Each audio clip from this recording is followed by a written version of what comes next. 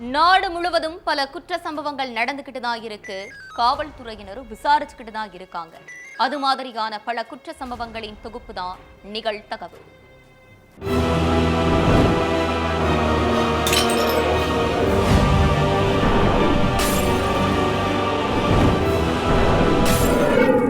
நிகழ்தகவு. காரில் சென்று கொண்டிருந்த இளைஞரை வழிமறித்த இருவர் கண்ணிமைக்கும் நேரத்தில் துப்பாக்கியால் சுட்டுவிட்டு எஸ்கேப். காதல் திருமணம் செய்து கொண்ட ஒரே வருடத்திற்குள் இளைஞருக்கு நேர்ந்த பயங்கரம். சாதி விட்டு சாதி மாறி திருமணம் செய்த ஆத்திரமா? கொலையாளிகள் சிக்கினார்களா? நடந்தது என்ன?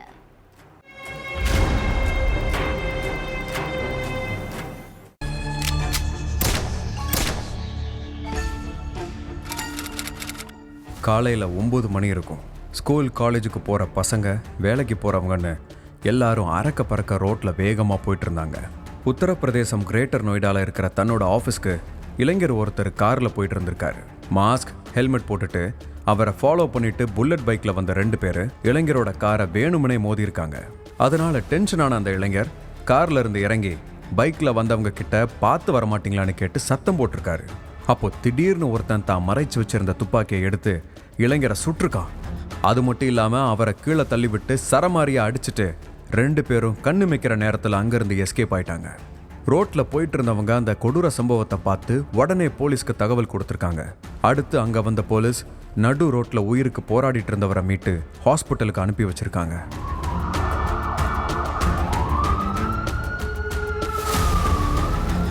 இளைஞரோட சீரியஸ் கண்டிஷனை பார்த்த மருத்துவர்கள் ட்ரீட்மெண்ட்டை ஸ்டார்ட் பண்ணியிருக்காங்க. ஆனால் மருத்துவர்கள் எவ்வளவு போராடியும் சிகிச்சை கை கொடுக்காம அந்த இளைஞர் இறந்து போயிட்டாரு. ஆள் நடமாட்டம் அதிகமாக இருக்கிற இடத்துல இளைஞரை துப்பாக்கியால் சுட்டு கொன்னது யாரு? துப்பாக்கியால் சுட்டு கொலை பண்ணுற அளவுக்கு அப்படி என்ன பகைன்னு தெரிஞ்சுக்க போலீஸ் விசாரணையில் இறங்கினாங்க. முதல்ல சம்பவம் நடந்த இடத்தை சுற்றி இருக்கிற எல்லா சிசிடிவி கேமராக்களையும் காவலர்கள் ஒன்று விடாமல் ஆய்வு பண்ண ஆரம்பிச்சாங்க. இளைஞரை கொலை பண்ணவங்க மாஸ்க் போட்டு இருந்ததுனால போலீஸால அவங்கள சரியா அடையாளம் கண்டுபிடிக்க முடியல.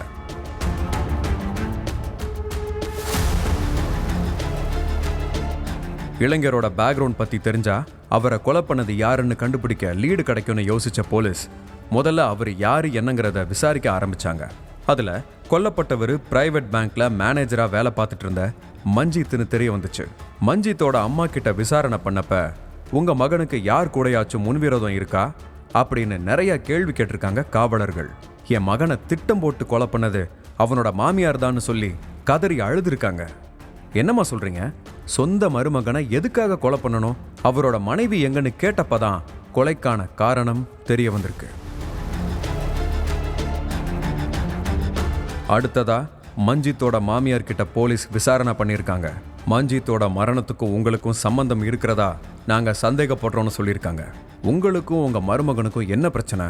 ரொம்ப நாளாவே உங்க 2 பேருக்கும் பயங்கர சண்டைன்னு சொல்லியிருக்காங்களே, என்ன காரணம்னு கேட்டிருக்காங்க போலீஸ். அதுக்கு மஞ்சித்தை பிடிக்கலன்னு சொல்லிட்டு என் பொண்ணு கல்யாணம் ஆன மறுநாளே வீட்டுக்கு வந்துட்டா அவன் என்னோட மருமகனே கிடையாதுன்னு திமிரா பதில் சொல்லியிருக்காங்க. இதுக்கு நடுவுல மாமனாரும் மச்சானும் போலீஸ் கிட்ட எகிரி இருக்காங்க. மஞ்சித் எப்படி செத்தான்னு எங்களுக்கு தெரியாது சார், அவனுக்கும் எங்களுக்கும் எந்த சம்மந்தமும் இல்லை, முதல்ல நீங்க இந்த இடத்த விட்டு காலி பண்ணுங்க, எங்க வீட்டுக்கு போலீஸ் வந்தது தெரிஞ்சா எங்களோட ஸ்டேட்டஸ் என்ன ஆகும்னு சொல்லி காவலர்கள் கிட்ட சத்தம் போட்டிருக்காங்க.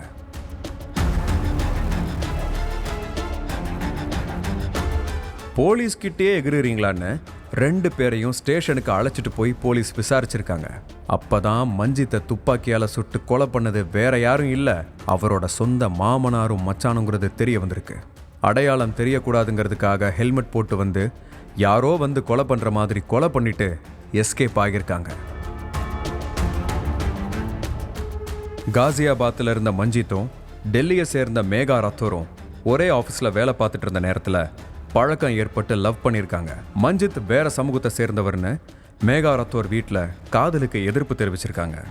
ஆனால் 2 பேரும் தங்களோட காதலில் ஸ்ட்ராங்காக இருந்ததால மஞ்சித்தும் மேகா ரத்தோரும் பெற்றோரோட எதிர்ப்பை மீறி 1 வருஷத்துக்கு முன்னாடி கல்யாணம் பண்ணிக்கிட்டாங்க. அதுக்கப்புறம் தான் 2 குடும்பத்துக்கும் இடையில அடிக்கடி பயங்கர சண்டை வந்திருக்கு.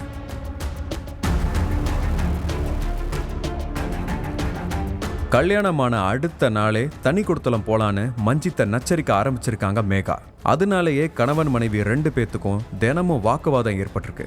ஒரு கட்டத்துல பொறுமையை இழந்த மஞ்சித் மனைவியை அடிச்சிருக்காரு. என்னையே அடிச்சிட்டல, இனிமே உன் கூட வாழ மாட்டேன்னு சொல்லிட்டு கல்யாணமான 1 வாரத்துக்குள்ளேயே பெட்டியை தூக்கிட்டு அம்மா வீட்டுக்கு கிளம்பிட்டாங்க மேகா. கோபத்துல அடிச்சிட்டோம்னு மேகாவை சமாதானப்படுத்தி வீட்டுக்கு கூப்பிட்டுட்டு வர்றதுக்காக மாமியார் வீட்டுக்கு போயிருக்காங்க மஞ்சித். அப்ப தாழ்த்தப்பட்ட சமுதாயத்தை சேர்ந்த நீ எங்க வீட்டு பொண்ணையே அடிப்பியான்னு மேகாவோட தாய் மஞ்சித்தோட சாதி பெயரை சொல்லி திட்டி அவமானப்படுத்தியிருக்காங்க. ஆனா மனைவி மேகாவுக்காக எல்லாத்தையும் பொறுத்துக்கிட்டு அமைதியா இருந்திருக்காரு மஞ்சித். அப்போ உன் குடும்பத்தை விட்டு வர்றதா இருந்தா நம்ம ஒன்று சேர்ந்து வாழலாம், இல்லைனா நான் எங்க அம்மா வீட்டில் தான் இருப்பேன்னு சொல்லியிருக்காங்க மேகா. மனைவி ஆசைப்பட்ட மாதிரியே இந்திராபுரத்தில் ஒரு வீடை வாடகைக்கு எடுத்திருக்காரு மஞ்சித். அதுக்கப்புறம் 2 பேரும் கொஞ்ச நாள் சந்தோஷமா வாழ்ந்திருக்காங்க. மஞ்சித் அடிக்கடி அவங்க அம்மா அக்காவை பார்க்க போயிருக்காரு. இந்த விஷயம் மேகாவுக்கு சுத்தமா பிடிக்கல. உங்க அம்மா அக்காவெல்லாம் போய் பார்க்க கூடாதுன்னு கண்டிஷன் போட்டிருக்காங்க மேகா. அதனால திரும்பவும் 2 பேருக்கும் இடையில சண்டை வந்திருக்கு. சண்டை அதிகமானதுல மஞ்சித் மனைவி மேகாவை அடிச்சிருக்காரு. அடுத்து மேகா மறுபடியும் தன்னோட அம்மா வீட்டுக்கு கிளம்பி போயிட்டாங்க.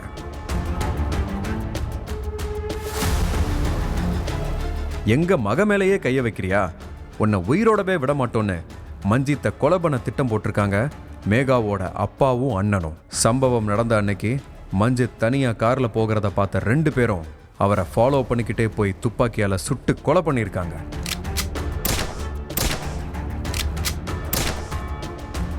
தாழ்த்தப்பட்ட சமூகத்தை சேர்ந்த ஒருத்தன் நம்ம வீட்டு பொண்ணை கல்யாணம் பண்ணிக்கிட்டானேங்கிற ஆத்திரம் ஆரம்பத்துல இருந்தே மேகாவோட அப்பாவுக்கும் அண்ணனுக்கும் இருந்துட்டே இருந்திருக்கு.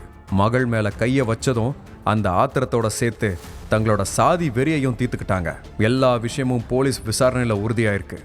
அடுத்து கொலையாளிகளை கைது செஞ்ச போலீஸ் அவங்கள கோர்ட்ல ஆஜர்படுத்தி சிறையில் அடைச்சிட்டாங்க. அதே மாதிரி இந்த கொலையில மேகாவும் சம்மந்தப்பட்டிருப்பாங்களாங்கிற சந்தேகத்துல அவங்க கிட்டையும் தீவிர விசாரணை நடந்துட்டு இருக்கு. பெற்ற அப்பாவை பஸ் ஸ்டாப்பில் 15 முறை கத்தியால் குத்தி கொலை செய்த மகன்.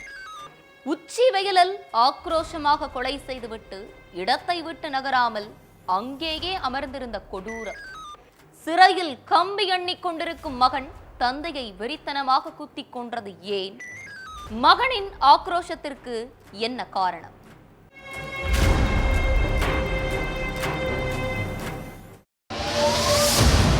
தெலுங்கானா மாநிலம் குஷாய்குடா பக்கத்தில் உள்ள ECIL பஸ் ஸ்டாப்பில் பஸ்ஸில் இருந்து இறங்கி ஒருத்தர் நடந்து போயிட்டு இருந்திருக்காரு. அவரையே பின்தொடர்ந்து வந்த ஒரு இளைஞர் கத்தியை வச்சு ஆக்ரோஷமாக 15 முறை குத்தி கொலை பண்ணிட்டான். உச்சி வெயில் நேரத்தில் திடீர்னு ஒரு இளைஞன் ஓடி வந்து கத்தியால் குத்துனதை பார்த்து பதர்ந்து அங்கே இருந்த மக்கள் உடனே போலீஸ்க்கு தகவல் கொடுத்துருக்காங்க. இவ்வளவு வெறித்தனமாக குத்துன அந்த இளைஞன் கொஞ்சம் கூட பதட்டமே இல்லாமல் அங்கேயே தான் உட்காந்துட்டு இருந்தான். தப்பிச்சு போகவே இல்லை. இதுக்கு மத்தியில் அங்கே வந்த போலீஸ் உயிரிழந்து கிடந்த நபரோட சடலத்தை போஸ்ட்மார்ட்டத்துக்காக ஹாஸ்பிட்டலுக்கு அனுப்பி வச்சதோட கத்தியோட பக்கத்திலேயே உட்கார்ந்திருந்த அந்த இளைஞனை கைது பண்ணி போலீஸ் ஸ்டேஷனுக்கு கொண்டு போய் விசாரணை பண்ணியிருக்காங்க. அப்போ உச்சி வெயில்ல கொலவெறியோட ஒரு உயிரை வேட்டையாடினது வேற யாரும் இல்லை, சொந்த மகன் தான் அப்பாவையே கொண்டு இருக்கான் அப்படிங்கிறது தெரிய வந்தது.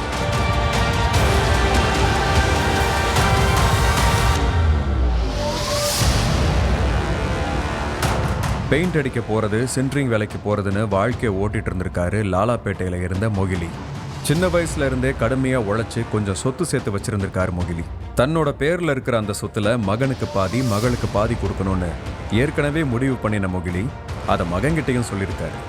அப்போ அக்காவுக்கு சொத்தெல்லாம் கொடுக்க முடியாது, நகை போட்டு சீர்வரிசையெல்லாம் கொடுத்து கல்யாணம் பண்ணி கொடுத்தாச்சு. அந்த கல்யாண கடன் கூட நான் தான் அடைக்கணும், என்ன விளையாடுறீங்களா? அக்காவுக்கு சொத்தும் எப்படி கொடுக்கறதுன்னு அப்பா கிட்ட கத்திருக்கா மகன் சாய்குமார். அதுக்கு நகையே போட்டாலும் என் பொண்ணுக்கு சொத்தை கொடுக்கத்தான் செய்வேன், அது என்னோட விருப்பம், நான் உழைச்சு வாங்கின சொத்து யாருக்கு வேணாலும் கொடுப்பேன்னு பதிலுக்கு அப்பாவும் மகன்கிட்ட கத்திருக்காரு. இந்த சொத்து சண்டை தான் வீட்டில் நித்தம் நடந்திருக்கு. அதனால அப்பா முகிலி மேல மகனுக்கு வெறுப்பும் கட்டுக்கடங்காம போயிருக்கு.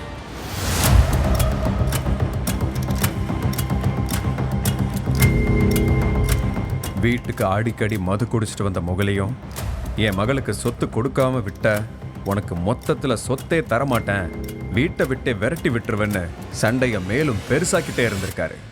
உங்க மகளுக்கு சொத்து கொடுத்தா அவளுக்கு கொடுத்த மாதிரியே எனக்கும் நகை கொடுங்கன்னு கேட்டிருக்கான் சாய்குமார்.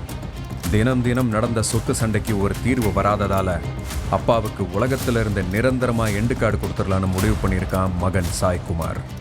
அப்பா உயிரோட இருந்தா தானே சொத்தை பிரிச்சு கொடுப்பாரு. அவர் கதையை முடிச்சுட்டா அக்காவை சென்டிமெண்டா பேசி வழுக்கி கொண்டு வந்துடலான்னு நினைச்ச சாய்குமார் மொகிலி போயிட்டு இருந்த பஸ்ஸுக்கு பின்னால பைக்ல பின்தொடர்ந்து போயிருக்கான். ECIL பஸ் ஸ்டாப்ல இறங்கி நடந்து போன அப்பாவை ஆவேசமா ஓடி வந்து கத்தியால குத்தி சரிச்சு போட்டிருக்கான் சாய்குமார்.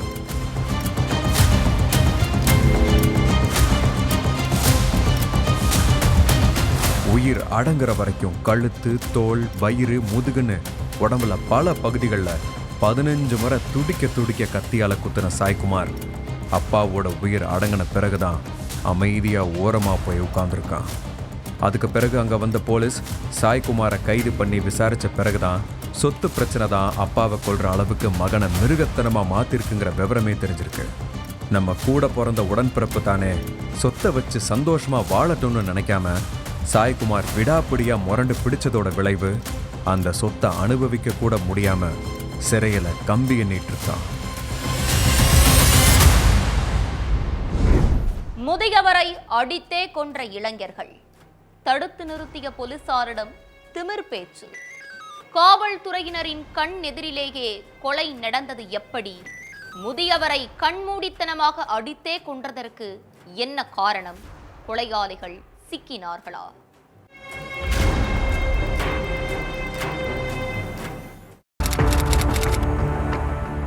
நடுராத்திரி 1 மணி இருக்கும். தாம்பரம் போலீஸ் ஸ்டேஷனுக்கு ஒரு ஃபோன் கால் வந்திருக்கு.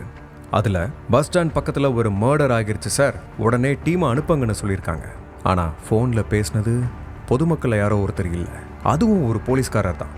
ஏன்னா கொலை நடந்ததே போலீஸ்காரங்களோட கண்ணெதிரில் தான். தாம்பரம் பஸ் ஸ்டாண்ட்ல பஸ்ஸுக்காக வெயிட் பண்ணிட்டு இருந்த பயணிகள் கிட்ட முதியவர் ஒருத்தர் யாசகம் கேட்டிருக்காரு. யாசகம் கொடுக்காத பயணிகள் கிட்ட தகாத வார்த்தையில பேசுறது, அவங்கள தொட்டு அநாகரிகமா நடந்துக்கிறதுன்னு அத்துமீறி இருக்காரு.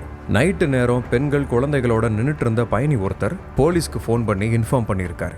நைட்டு ரோந்து பணியில இருந்த பால்ராஜ், ரவிக்குமார், குமார்னு 3 போலீஸ்காரங்க உடனே தாம்பரம் பஸ் ஸ்டாண்டு முன்னாடி இருக்கிற கடைகள் கிட்ட வந்து விசாரிச்சிருக்காங்க.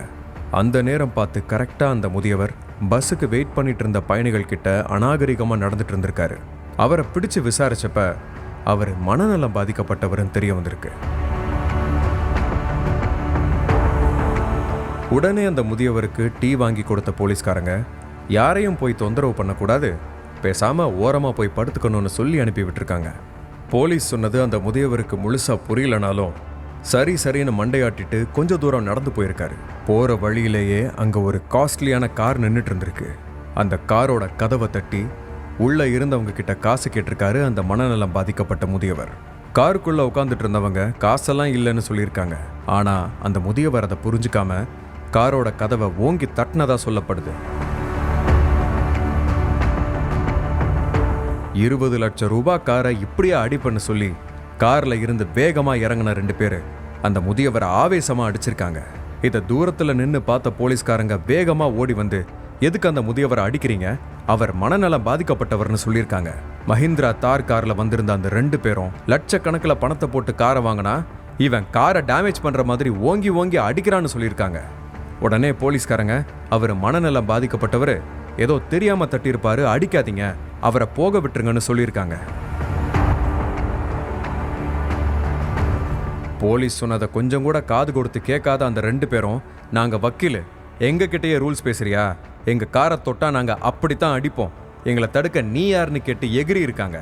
வக்கீலா இருந்தா என்ன, அதுக்குன்னு யாரை வேணாலும் போட்டு அடிப்பீங்களா, தடுக்க வந்த எங்களையும் அநாகரிகமா வேற பேசுவீங்களா, நாங்க போலீஸ், கவர்மெண்ட் சர்வெண்ட், ஒழுங்கா மரியாதையா பேசுங்கன்னு போலீஸ்காரங்களும் கோவப்பட்டு பேசியிருக்காங்க. இப்படியே 2 தரப்புக்கும் நடுவில் தாம்பரம் பஸ் ஸ்டாண்டு முன்னாடி நடு ராத்திரி பெரும் வாக்குவாதமே நடந்திருக்கு. போலீஸ் எவ்வளோ சொல்லி தடுத்தாலும் கார்ல இருந்து இறங்கின 2 பேரும் அவங்க பேச்சை கொஞ்சம் கூட கண்டுக்காம அந்த முதியவரை சரமாரியா அடிச்சிருக்காங்க. போலீஸ் தடுத்த போதும் அவங்கள தள்ளி விட்டுட்டு முதியவரை கண்டமேனிக்கு தாக்கியிருக்காங்க. இதுல நிலத்தடுமாறி பொத்துன்னு கீழே விழுந்த முதியவருக்கு தலையில அடிபட்டு ரத்தம் கொட்டியிருக்கு. உடனே 108 ஆம்புலன்ஸ்க்கு ஃபோன் பண்ணியிருக்காங்க அங்க இருந்த போலீஸ். கொஞ்ச நேரத்தில் அங்கே வந்த ஆம்புலன்ஸ் ஊழியர்கள் முதியவரை பரிசோதனை பண்ணி பார்த்தப்ப அவர் இறந்துட்டதாகவும் அதனால அவரை ஆம்புலன்ஸ்ல ஏத்த மாட்டோம்னு சொல்லியிருக்காங்க. அந்த முதியவர் யாருன்னு விசாரிச்சப்ப சென்னை அயனாவரத்தை சேர்ந்த ரங்கநாதனுங்கிறதும், மனநலம் பாதிக்கப்பட்ட அவரு கிட்டத்தட்ட 4 வருஷத்துக்கு மேல கீழ்ப்பாக்கம் ஹாஸ்பிட்டல்ல ட்ரீட்மெண்ட்ல இருந்ததும் தெரிய வந்திருக்கு. கொஞ்ச நாளைக்கு முன்னாடி தான் ஹாஸ்பிட்டல்ல இருந்து வீட்டுக்கு போனதாகவும், வீட்டில இருந்து யார்கிட்டையும் சொல்லாம திடீர்னு வெளியில வந்து தாம்பரத்துல சுத்திட்டு இருந்ததும் தெரிய வந்திருக்கு. அதே மாதிரி முதியவரை அடிச்சே கொன்ன 2 பேரையும் போலீஸ் ஸ்டேஷனுக்கு கூப்பிட்டு போய் போலீஸ் விசாரணை நடத்தினாங்க. ஒருத்தர் சைதாப்பேட்டையை சேர்ந்த மணிகண்டனுங்கிறதும், இன்னொருத்தர் ஜாஃபர்கான் பேட்டையை சேர்ந்த வினோத்துங்கிறதும் தெரிஞ்சிருக்கு. மணிகண்டன் வழக்கறிஞரா பிராக்டிஸ் பண்ணிட்டு இருந்திருக்காரு. வினோத் ஆந்திராவில் உள்ள ஒரு சட்ட கல்லூரியில் LLB படிச்சுட்டு இருந்திருக்காரு. கார்ல இவங்க கூட அமித்துங்கிறவரும் உட்கார்ந்து இருந்திருக்காரு. அவர் ஃபுல் போதையில இருந்ததால கார்ல இருந்து இறங்கவே இல்லை. விசாரணைக்கு அப்புறம் மணிகண்டனையும் வினோத்தையும் அரெஸ்ட் பண்ணி ஜெயில தள்ளிட்டாங்க காவல்துறையினர். சாதி விட்டு சாதி மாறி திருமணம் செய்த இளம்பெண், முறை பொண்ணுடன் போனில் ரொமான்ஸ் செய்த கணவன், தட்டி கேட்ட 4 மாத கர்ப்பிணியை காலால் எட்டி மிதித்த கல் நெஞ்சக்காரன், மறுநாளே கண்மாயில் சடலமாக மிதந்த மனைவி, கொலையா தற்கொலையா, நடந்தது என்ன?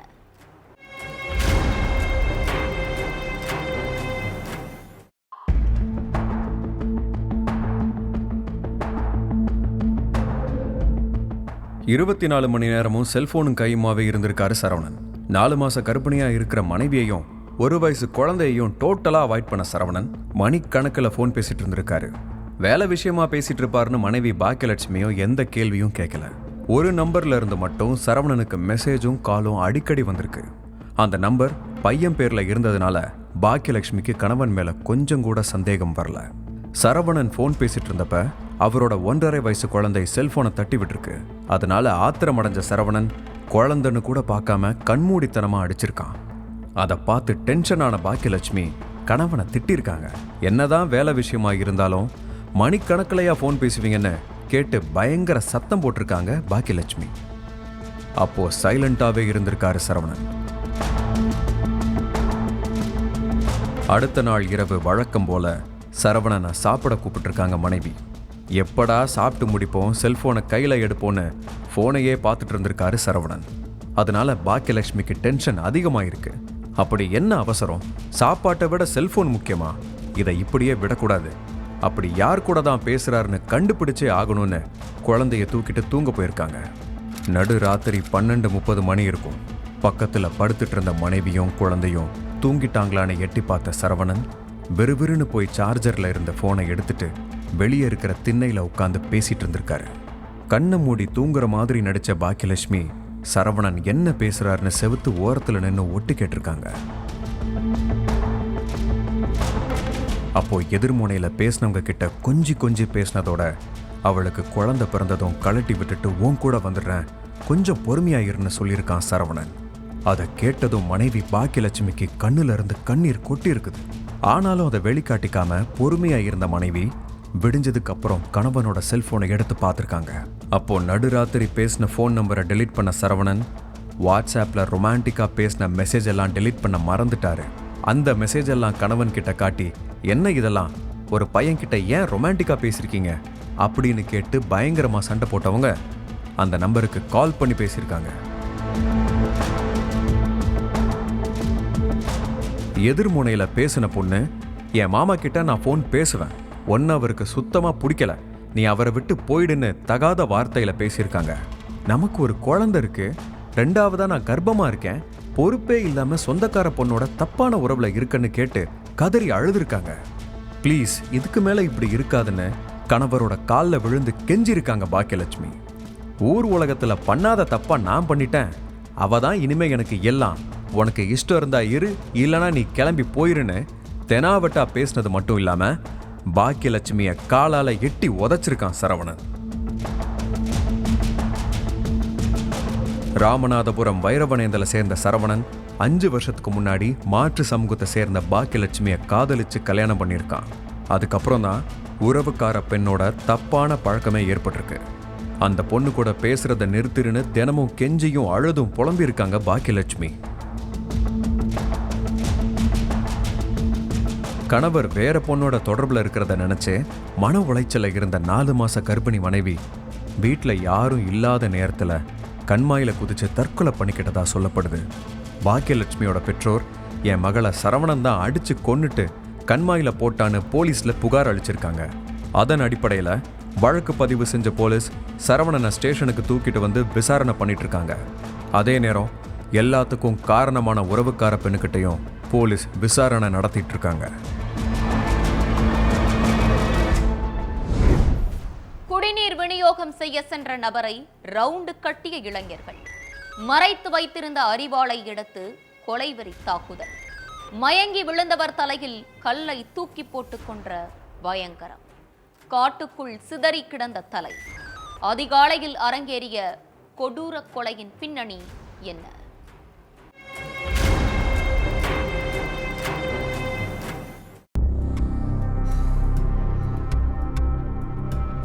காலையில 4 மணி இருக்கும். வழக்கம் போல டேங்கர் லாரி எடுத்துக்கிட்டு குடிநீர் சப்ளைக்காக புதுக்கோட்டை மட்டங்கால் பகுதி வழியா கிளம்பி போயிட்டு இருந்திருக்காரு சீனிவாசன். அப்ப அங்க 2 பைக்ல வந்த 5 பேரு லாரிய வழிமறிச்சு சுத்து போட்டு இருக்காங்க. யாரு இவங்க, எதுக்காக ரவுண்டு கட்டி நின்னு இருக்காங்கன்னு ஒன்னும் புரியாம லாரியிலிருந்து கீழே இறங்கி இருக்காரு சீனிவாசன். என்ன ஏதுன்னு சுதாரிக்கிறதுக்குள்ள அந்த 5 பேரும் மறைச்சு வச்சிருந்த அருவா, இரும்பு கம்பி, கத்தின்னு பயங்கர ஆயுதங்கள் எல்லாத்தையும் எடுத்து சீனிவாசனை மிருகத்தனமா அடிச்சு இருக்காங்க. காலை நேரம் அப்படிங்கறதால அந்த இடத்துல ஆள் நடமாட்டம் அதிகமா இல்ல. அதனால சீனிவாசனோட அலறல் சத்தம் யாருக்கும் சுத்தமா கேட்கல. அப்ப அந்த வழியா சைக்கிள்ல வந்த ஒருத்தரும் சீனிவாசனை வெறித்தனமா இரும்பு கம்பியால தாக்கிட்டு இருக்கிறத பார்த்து தலை தெறிக்க ஓடி இருக்காரு. சீனிவாசனை வெட்டினது மட்டுமில்லாம அவரோட தலையில பெரிய பாறாங்கல்லை எடுத்து போட்டு இருக்காங்க. அதுல சீனிவாசனோட தலை துண்டாகி பக்கத்துல இருந்த காட்டுக்குள்ள போய் விழுந்திருக்கு.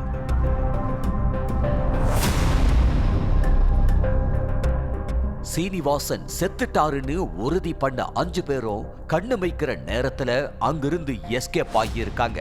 தகவல் கிடைச்சி அங்க வந்த போலீஸ் சடலத்தை போஸ்ட் மார்ட்டத்துக்காக ஹாஸ்பிட்டலுக்கு அனுப்பி வச்சாங்க.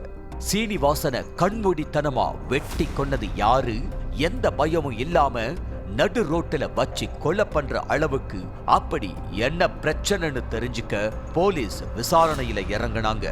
சீனிவாச இறந்து கிடந்த இடத்துல இருந்து தடயம் ஏதாச்சும் கிடைக்குதான்னு போலீஸ் ஆய்வு பண்ணியிருக்காங்க.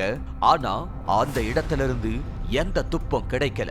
அடுத்து மர்டர் நடந்த இடத்துல இருக்கிற சிசிடிவி கேமராக்களை ஒண்ணு விடாம அலசி ஆராய்ஞ்சிருக்காங்க. அதுல 4-5 இளைஞர்கள் டேங்கர் லாரிய மடக்கி சீனிவாசனை வெற்றது பதிவாகி இருந்துச்சு.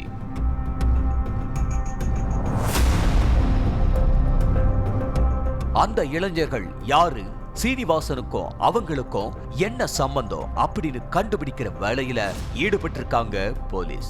இதுக்கு நடுவுல சீனிவாசனோட சொந்தக்காரங்க கொலையாளிகளை கூண்டோடு தூக்காம நாங்க இடத்தை காலி பண்ண மாட்டோம்னு சொல்லி காவல் நிலையம் முன்னாடி போராட்டத்துல குதிச்சிருக்காங்க. அவங்கள அப்புறப்படுத்த முயற்சி பண்ணின போலீஸ் கிட்ட, சார் நீங்க முதல்ல குற்றவாளிகளை அரெஸ்ட் பண்ற வேலைய பாருங்கன்னு சொல்லி கொந்தளிச்சிருக்காங்க. அடுத்து சிசிடிவி காட்சிய வச்சு தலைமறைவா இருந்த 5 கொலையாளிகள்ல 3 பேரை பிடிச்ச காவலர்கள் அவங்க பாணியில விசாரணை பண்ணி இருக்காங்க. அப்பதான் கொலைக்கான காரணம் வெளிச்சத்துக்கு வந்திருக்கு. புதுக்கோட்டை கந்தர்வ கோட்டையில இருந்த சீனிவாசன் 2016ல அதே ஊர்ல கந்துவட்டிக்கு விடுற தாமரை செல்வன் கிட்ட தன்னோட வீட்டு பத்திரத்தை அடமான வச்சு 5 லட்சம் ரூபாய் வட்டிக்கு வாங்கி இருக்காரு. வட்டி பணத்தை மாசம் டான்னு கட்டிட்டு வந்த சீனிவாசன் 2-3 மாசம் மட்டும் லேட்டா கொடுத்திருக்காரு. அதனால டென்ஷனான தாமரை செல்வன் சீனிவாசன் வீட்டுக்கு நேரா போய் வீட்டுல கெட்ட வார்த்தையில பேசி சத்தம் போட்டிருக்காரு. அதுக்கப்புறம் சமீபத்துல வட்டிக்கு வாங்கின 5 லட்சத்தையும் வட்டியோட சேர்த்து தாமரை செல்வன் கிட்ட கொடுத்து அடமான வச்ச வீட்டு பத்திரத்தை கேட்டிருக்காரு சீனிவாசன். அப்ப வீட்டு பத்திரத்தை தராம இன்னும் வட்டி பணம் இருக்கு, பாக்கி இருக்கு, அதை கொடுத்தா தான் பத்திரத்தை கொடுப்பேன்னு சொல்லி இருக்காரு. அதான் பணத்தை எல்லாம் வட்டியோட சேர்த்து கொடுத்துட்டேன்ல, ஒழுங்கா பத்திரத்தை கொடுங்க, இல்லனா நடக்கிறதே வேறன்னு சொல்லி இருக்காரு சீனிவாசன். என்கிட்டயே குரலை வசத்தி பேசுறியான்னு கேட்ட தாமரை செல்வன் அவரை சர்ற மாதிரியா அடிச்சு விரட்டி விட்டு இருக்காரு. அங்கிருந்து வீட்டுக்கு கிளம்பி வந்த சீனிவாசன் நடந்த விஷயத்த தன்னோட மகன் சுரேஷ் பாபு கிட்ட சொல்லி இருக்காரு. அத கேட்டதும் ஆத்திரத்தோட உச்சிக்கே போன சுரேஷ் பாபு தாமரை செல்வன் வீட்டுக்கு போய் எங்க அப்பா மேலையா கை வச்சன்னு சொல்லி சரமாரியா அடிச்சிருக்காரு. அது மட்டும் இல்லாம வீட்டு பத்திரத்தையும் கையோட வாங்கிக்கிட்டு வந்திருக்காரு. என் மேலேயே கைய வச்சிட்டுல உங்க அப்பா உயிரோடவே இருக்க மாட்டாண்டான்னு சொல்லி இருக்காரு. கூடிய சீக்கிரத்துல உங்க வீட்டுல ஒரு உயிரை எடுப்பேன்னு சவால் விட்டு இருக்கா. அப்ப அத பெருசா கண்டுக்காத சுரேஷ் பாபு உன்னால முடிஞ்சதை பார்த்துக்கூடான்னு சொல்லிட்டு அங்கிருந்து கிளம்பி இருக்காரு. கொல்லவெறியில இருந்த தாமரை செல்வன் அடியாட்களை வச்சு குடிநீர் விநியோகத்துக்கு போன சீனிவாசனை தலைய வெட்டி கொலை பண்ணி இருக்காரு. இந்த எல்லா உண்மைகளும் போலீஸ் விசாரணையில தெரிய வந்திருக்குது. அடுத்து தாமரை செல்வன் மேல வழக்கு பதிவு செஞ்ச போலீஸ் கொலையாளிகள் 3 பேர்கிட்ட தொடர்ந்து விசாரணை பண்ணிட்டு வர்றாங்க. அதே நேரம் தலைமறைவா இருக்கிற முக்கிய குற்றவாளியான தாமரை செல்வனையும் மத்த 2 பேரையும் கண்டுபிடிக்கிற வேலையில ஈடுபட்டு இருக்காங்க. விசேஷத்திற்கு நகை வாங்குவது போல் நகை கடைக்குள் சென்ற கோல்மால் கும்பல். தங்க நகையை சுருட்டிவிட்டு போலி நகையை நைஸாக சொருகிய பெண். வாட்ஸ்ஆப்பில் வந்த தகவலால் இமை பொழுதில் தப்பிய தங்க நகை. சிக்கியதா மோசடி கும்பல்? நடந்தது என்ன?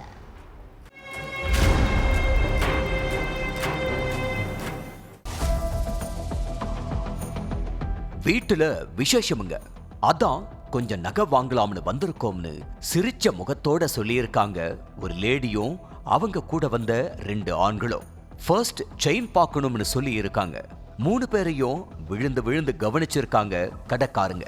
ஒரு பெண்ணும் ஒரு ஆணும் மட்டும்தான் கடைக்குள்ள வந்திருக்காங்க. இன்னொருத்தரு வாசல்ல நின்னுகிட்டு இருந்திருக்காரு. அப்ப அவங்க கையில வச்சிருந்த ஒரு செயினை காட்டி இதே மாதிரி எங்களுக்கு செயின் வேணும்னு சொல்லி இருக்காங்க. நம்ம கடையிலயும் அதே மாதிரி செயின் இருக்கு, இதோ காட்டுறோம்னு சொல்லி செயின் மாடல்ஸ் காட்டி இருக்காங்க. அப்ப கடையில இருந்த ஒரு செயினை காட்டி இது எங்களுக்கு ஓகேன்னு ஒரு முறை கழுத்துல போட்டு பார்த்துட்டு ஃபைனல் பண்றோம்னு சொல்லி இருக்காங்க. கடைக்காரங்களும் சரி மேடம்னு சொல்லி செயினை எடுத்து கொடுத்திருக்காங்க. பக்கத்துல உள்ள ஒரு கண்ணாடி முன்னாடி நின்னு அந்த பொண்ணு செயினை தன்னோட கழுத்துல போட்டு பார்த்திருக்காங்க.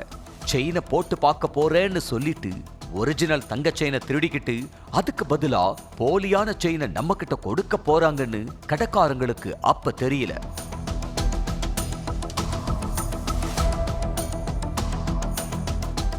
அந்த நேரம் பார்த்து கடையோட முதலாளி வந்திருக்காரு. கடைக்குள்ள நின்னு செயினை பார்த்துக்கிட்டு இருந்த பெண்ணையும் ஆணையும் பார்த்ததும் முதலாளிக்கு ஏதோ உள்ளுக்குள்ள சந்தேகம் வந்திருக்கு. கடைக்கு வெளியில ரொம்ப நேரமா நின்னுகிட்டு இருக்கிறது யாருன்னு கடையில வேலை செய்யறவங்க கிட்ட கேட்டப்ப செயினை பார்த்துக்கிட்டு இருக்காங்கல்ல அவங்க கூட வந்த ஆளுதான்னு சொல்லி இருக்காங்க. இதெல்லாமே நகைக்கடை ஓனருக்கு சந்தேகத்தை மேலும் அதிகப்படுத்தி இருக்கு.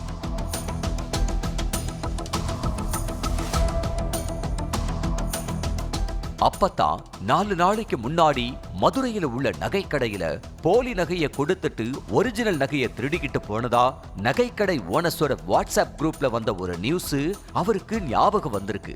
உடனே வாட்ஸ்அப் குரூப்புக்கு போய் பார்த்து அது என்ன ஏதுன்னு விலாவரியா பார்த்தப்ப ஒரு பெண்ணும் 2 ஆண்களும் சேர்ந்துதான் நகைக்கடைக்குள்ள புகுந்து திருட்டு வேலை பண்ணிட்டு போயிருக்கிறத தெரிஞ்சுக்கிட்டாரு. அப்ப செயினை வாங்க போறதா சொல்லிட்டு இருந்த அந்த பெண்ணும் ஆணும் திடீர்னு இந்த செயின் எங்களுக்கு வேண்டாம்னு சொல்லி கடை ஊழியர்கிட்ட கொடுத்திருக்காங்க. ஏன் சார் என்னாச்சு, எதுக்கு செயினை வேண்டாம்னு சொல்றீங்கன்னு ஊழியர் கேட்டுட்டே இருந்தப்ப அங்க வந்த கடையோட ஓனர் அந்த செயினை வாங்கி செக் பண்ணி இருக்காரு. ஓனர் செயினை உத்து பார்த்துட்டு இருந்தப்பவே சுதாரிச்சுக்கிட்ட அந்த 2 பேரும் நைஸா அங்கிருந்து எஸ்கேப் ஆக ட்ரை பண்ணி இருக்காங்க. நகையை செக் பண்றதுக்காக அறைக்குள்ள போன ஓனரு அது போலி நகைங்கிறத கண்டுபிடிச்சு உடனே கடையில வேலை செய்யறவங்களை விட்டு அவங்கள பிடிக்க சொல்லி கத்தி இருக்காரு. ஆனா அதுக்குள்ள கடைக்குள்ள இருந்த பெண்ணும் ஆணும் மின்னல் வேகத்துல பைக் எடுத்துக்கிட்டு தப்பிச்சு போயிட்டாங்க.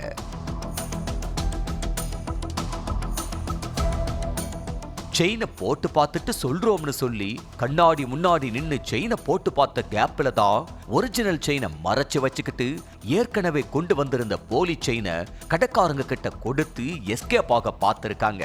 செயினை செக் பண்ணணும்னு சொல்லி ஓனர் அந்த செயினை எடுத்துக்கிட்டு உள்ள போனப்பவே நாம சிக்க போறோம்னு அந்த கேடி கும்பலுக்கு தோணி இருக்கு. அந்த பதட்டத்துல திருடன ஒரிஜினல் செயினை கடையிலேயே போட்டுட்டு எஸ்கேப் ஆகியிருக்காங்க.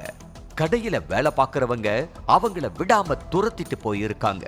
ஆனா கடைக்குள்ள வந்து செயினை பார்த்த ஆணும் பெண்ணும் எங்க போனாங்கன்னே தெரியல, மிஸ் ஆயிட்டாங்க. ஆனா வாசல்ல நின்னு யாராச்சும் வராங்களான்னு பார்த்துக்கிட்டு நோட்டமிட்டுக்கிட்டு இருந்தவரை ஊழியர்கள் மடக்கி பிடிச்சிட்டாங்க.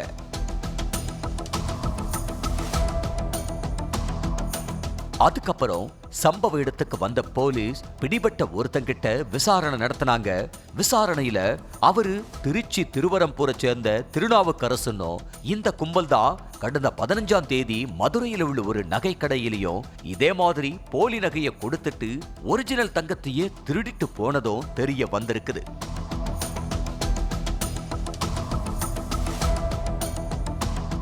எந்த கடையில போய் கைவரிசை காட்ட போறோங்கிறது முன்கூட்டியே செலக்ட் பண்ணி அந்த கடைக்கு தங்களோட கும்பல்ல இருந்து ஒரு பெண்ணையோ ஆணையோ ஒரு வாரத்துக்கு முன்னாடியே அந்த கடைக்கு நகை வாங்குற மாதிரி அனுப்புவாங்களாம்.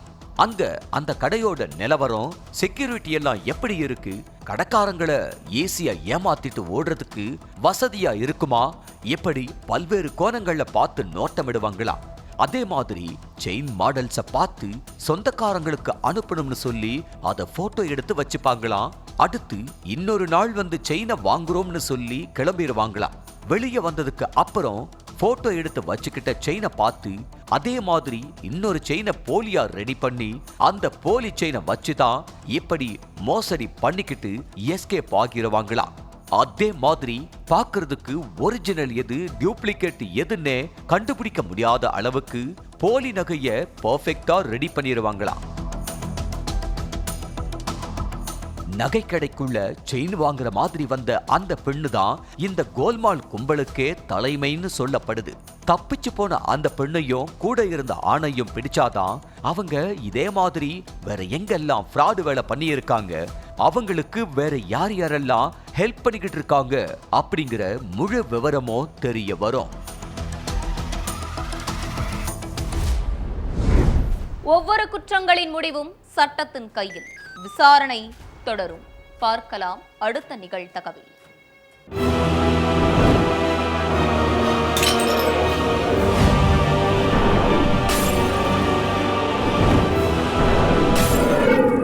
நிகழ்தகவு